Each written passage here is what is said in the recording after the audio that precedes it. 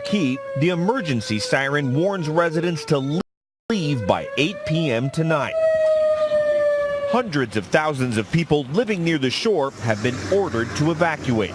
Motorists lined up at gas stations waiting to fill up.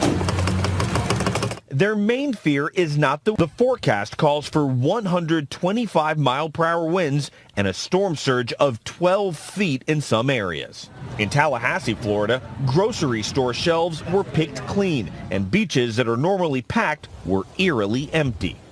Governor Rick Scott has repeatedly told Floridians to seek higher ground. But we can rebuild your life. So take this seriously. CBS News correspondent Omar Villafranca is in Port St. Joe, Florida, where the storm is expected to hit hard. Omar, what other preparation are you seeing ahead of this hurricane?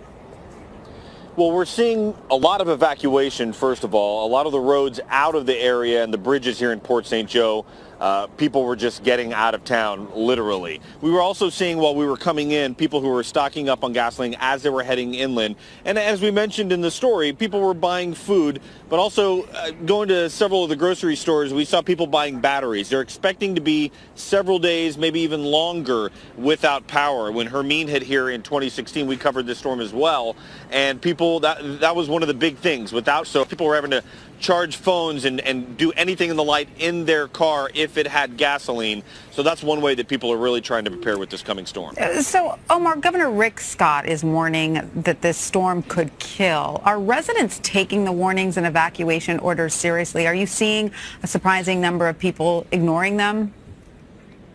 Well, there are always going to be people who ignore them. And it's an interesting note, even though there are mandatory evacuation orders, there's not a lot of sheriff deputies who are going out there and actually enforcing it and knocking on people's doors and telling them to get out. If people are going to buy their supplies and they're going to sit down and try to ride the storm out, they're going to do that. Otherwise, it would be a full-time job for the deputies and constables in the area to try to get somebody out of here. It would be a really, really tall task for them to do.